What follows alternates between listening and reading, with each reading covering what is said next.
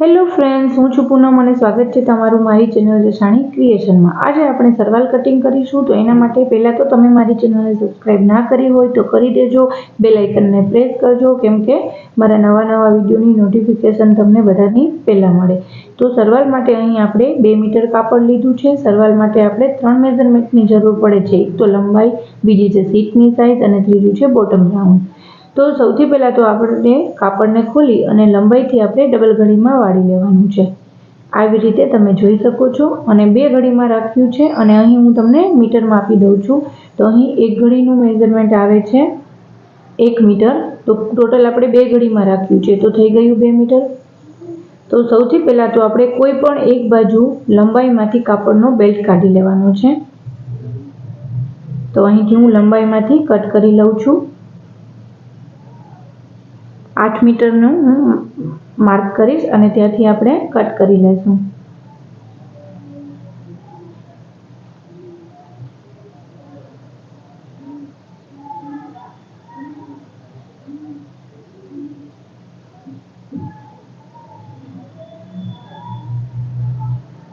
અહીં આપણે બેલ્ટની પહોળાઈમાં થોડું કમ પડશે, પણ એ પછી સાંધો જોઈન્ટ કરી લેશું। સાઈડમાંથી જે કાપડ વધશે એમાંથી આપણે થઈ જશે। હવે કાપડને ડબલ ઘડીમાં વાળી અને રાખી દેવાનું છે।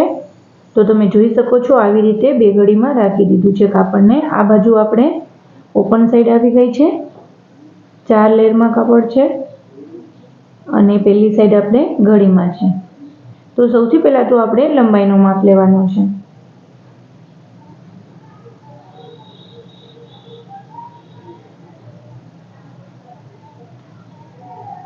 લંબાઈનું માપ લેવા માટે આપણે બેલ્ટનો માપ નથી લેવાનો, ઓનલી આપણે જ્યાં ચીપટી છે અહીંયા ત્યાંથી જ નીચે સુધી લેવાનું છે। તો અહીંયા આપણો નાપ આવે છે 30 ઇંચ।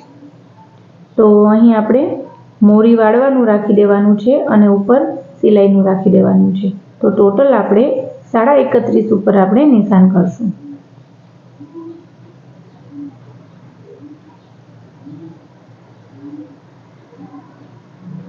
તમે જોઈ શકો છો, નીચે આપણે બેલ્ટ વાળવાનું પણ રાખી દીધું છે અને ઉપર સિલાઈનું થોડું રાખી દીધું છે। હવે આપણે મોરીનો માપ લેવાનો છે। તો અહીં આપણી મોરી આવે છે 8, તો 8 ઇંચનું આપણે માર્ક કરી લેશું અને 1 ઇંચ આપણે એક્સ્ટ્રા સિલાઈ માર્જિનનું રાખી દઈશું। તો ટોટલ આપણે 9 ઉપર નિશાન કરી લેશું।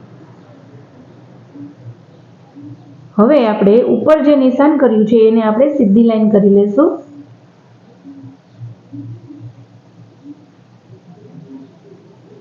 અને આ જે ખુલ્લી સાઈડ છે ત્યાંથી આપણે 2 ઇંચની અંદર નિશાન કરશું।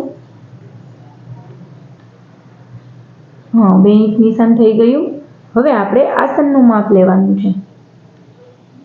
તો આસનનું માપ લેવા માટે આપણે સરવાલને આ રીતે રાખી અને વચ્ચેથી આસનનું માપ લેવાનું છે। તો આસનનું માપ આવે છે 9 ઇંચ, ને અડધો ઇંચ આપણે સિલાઈ માર્જિનનું રાખી અને ટોટલ 9.5 ઉપર આપણે નિશાન કરી દેવાનું છે। અને આ નિશાનને આપણે સીધી લાઈન કરી અડધું બોક્સ બનાવી લેવાનું છે।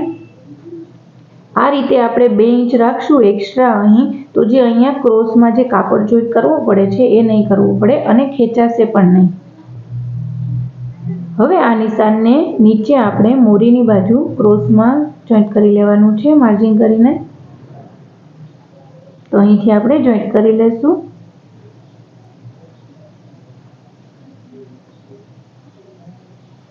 અહીં થોડું ક્રોસમાં રાખવાનું છે, કેમ કે અહીંયાથી બેવડું વળશે તો કાપડ આમ તેમ નહીં થાય અને ઘટશે નહીં। તો થોડું વધારે રાખી અને નિશાન કરવાનું છે। આ રીતે સરવાલનું નિશાન થઈ ગયું છે। હવે જે નિશાન છે ત્યાંથી આપણે કટ કરી લેવાનું છે। અહીંયાથી ધ્યાન રાખવાનું છે, ક્રોસમાં કરવાનું છે, અને પછી સીધું આર્મહોલ પાસે।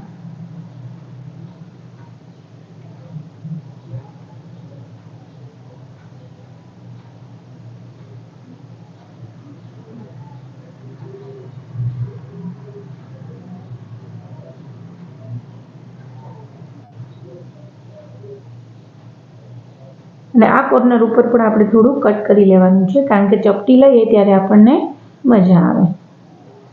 હવે આ કટિંગ થઈ ગયું છે। હવે આપણે બેલ્ટનું કટિંગ કરવાનું છે।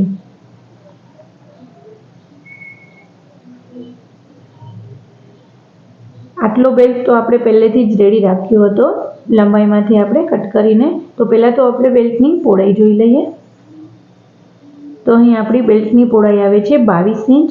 તો અહીંયા નીચે જે બેલ્ટ છે એમાં આપણે થોડું કમ પડે છે. તો અહીં આપણે જે એક્સ્ટ્રા કાપડ બચ્યું છે તેમાંથી આપણે થોડું કાપડ કટ કરી અને અહીં સિલાઈ લગાવી લેશું અને જોઈન્ટ કરી લેશું.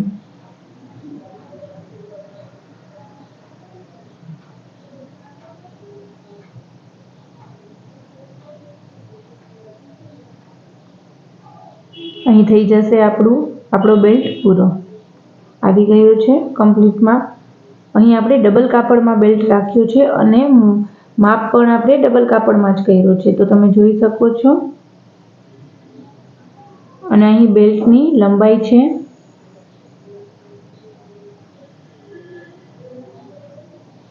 8 ઇંચ અને અહીં પણ બેલ્ટની લંબાઈ આવે છે 8 ઇંચ. તો કમ્પ્લીટ આપણો માપ તરવાલનું કટિંગ થઈ ગયું છે.